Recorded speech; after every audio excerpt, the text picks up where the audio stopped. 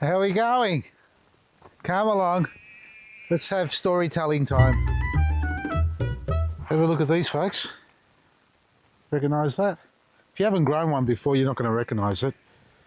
It's a division, and here it is. Here's a little clue. See the little bulb up there? That there is basically the beginnings of a rhubarb, so that's where the new shoots will come from. So these were divided by, well, I think Sarah from our Seville outlet. Now, got up there, she goes, here, take a couple of these. And I don't really need them. Well, I do. I mean, you can never have enough of these plants. I've got a couple in the ground, and these prompted me or reminded me that I do have a couple in the ground which have died back. So rhubarbs, folks, they love the cold climate. They'll tolerate it really well. They won't like the full blast of the sun in the summertime, so if you can put them somewhere where they can get a bit of shade, especially in the afternoon, that'll be ideal, or under plant from some taller trees or things like that. They need to be kept well watered so they can grow well, and again, you can't eat the leaves. Basically, it's oxalic acid that is released, so you've got to cut the leaves off, throw them in your compost, and use only the stalks to make apple rhubarb pie and things like that. Now, planting these this time of the year, perfect, but look how robust it is. It's like part of the root system of a tree, basically, just a big clunky thing. And these can be divided, but when you do divide them, for example, if they're all clumped up like that together, you got to make sure you've got at least one bulb developing there. That's where the new shoots will come from. So that's one separated plant from the other one there.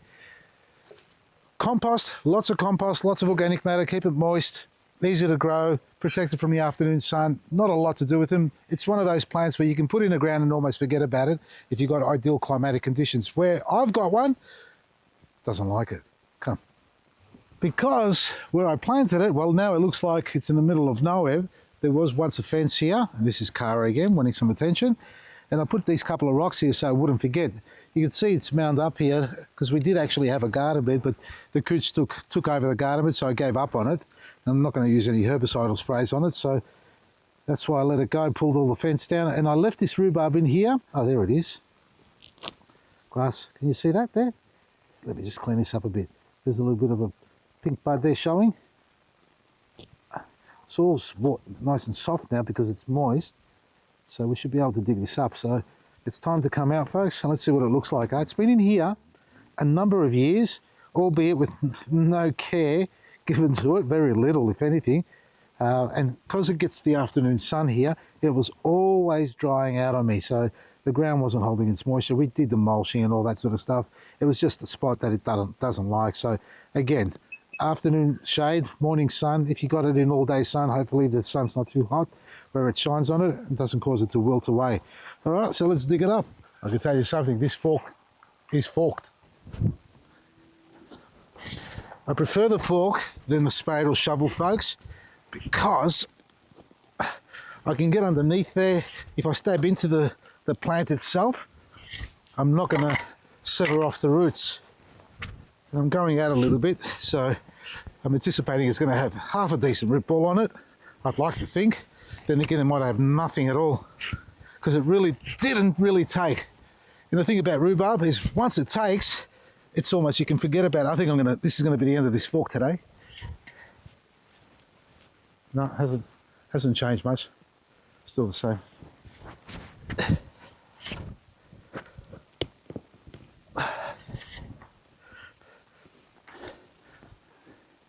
They're part of the roots. Have a look at it. It has stretched out. Let's see if we can get the rest of it here. Oh, I think I snapped more roots.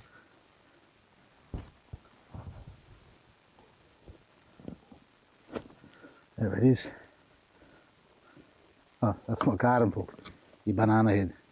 I'm trying to get some of this soil off, folks, because that's really heavy stuff and the grass is all entangled in there as well. And it's a great time to divide them. And the only way you can divide them is to make sure you've got multiple heads where they can be severed off. And it looks quite nasty, but you need to get into the soil so you can see what's going on.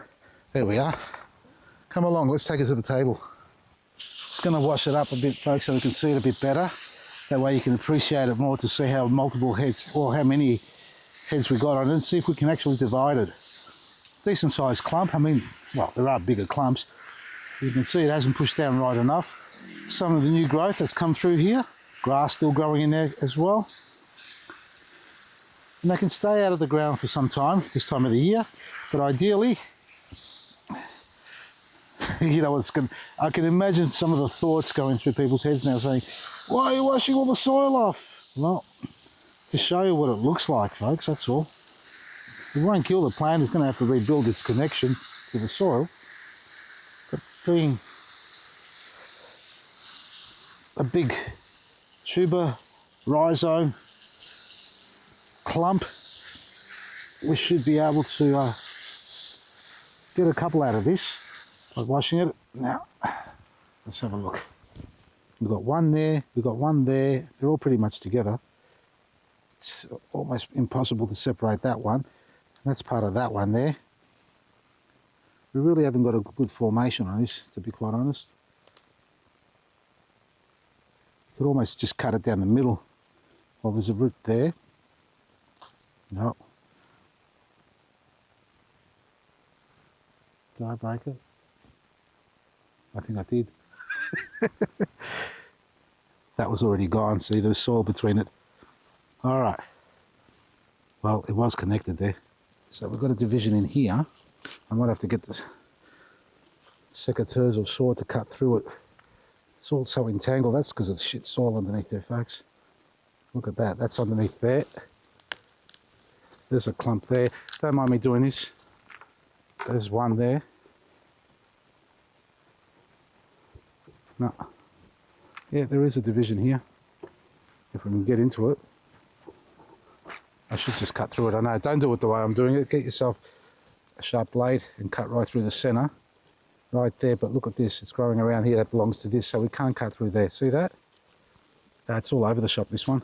This wasn't happy there. That's why it's not really developed that well. We've got a little clump there. We can cut that in the middle there. But folks, see, this one here was connected somewhat in that direction. You can see that. And there were other clumps as well onto this as well. And it was easy enough to separate and create that division there, folks. And we've got some beautiful, dense, you know, rhizomes here, the roots, as they are basically, of the plant. So that easily will grow, as will this one here. And see the division, it's been broken, all that. So we've got to cut those off, clean that up, and back to this one here. Well, I don't see some healthy growth here.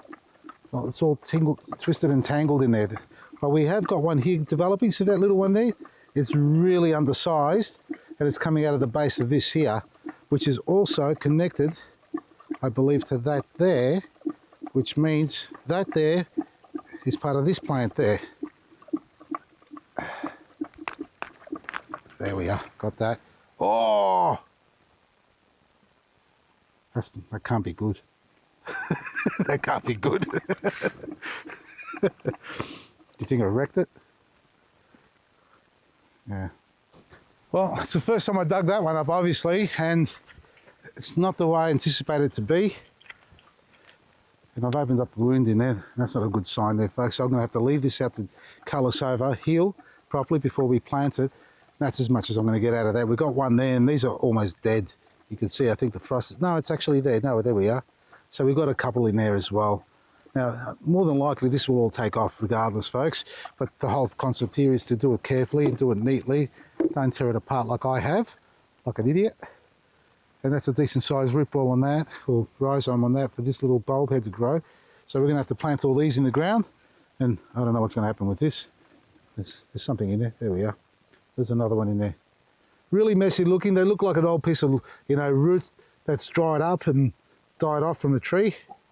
But, I mean, there's enough energy in these rhizomes here to take off again. And if you look carefully,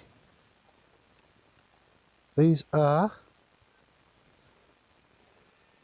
What's that? That's not part of that. They're just bloody roots from the bloody couch grass. Yeah, make sure you get all the weeds out of there too. So rhubarb, folks, something different. You don't hear me talking about this often. That's because I don't.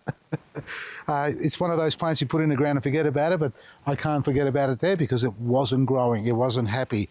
So now I've got plenty of clumps. So we've got 1, 2, 3, 4, 5, 6 plants. For the life of me, I hate rhubarb. I don't do it. Maybe in an apple pie, but Share some recipes. Entice me. Get me excited. I want to get into the rhubarb and start planting it and make it, a big colony of it, big roll of it. What can I cook with rhubarb that's going to make me excited to plant it back in the ground again? Otherwise, I'm just going to plant one or two and give the rest away. Hey? So don't put your hand up to ask for it unless you give me a recipe. If I don't like the recipe, you might get one. Actually, if I like the recipe, I'll give you one. But that means you've already got one. I've lost it. Forget about it. Have a great day, folks. I'm on radio this morning. We'll talk rhubarb on radio with Darren James, and I might actually take one of these in for him. He can plant it in the pot on his balcony. See how he grows it there. Vasili'sGarden.com for everything you need every day. Enter financial year sale ends very, very soon. From me, Vasili, Maresi.